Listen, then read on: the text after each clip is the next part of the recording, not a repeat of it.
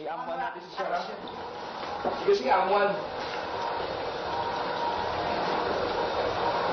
Yan, gives energy. Kung ganun siya kabilis.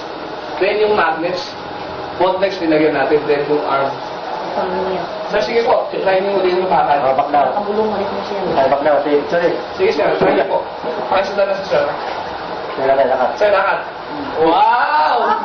Oh, kulit. Ano, sir? Siring.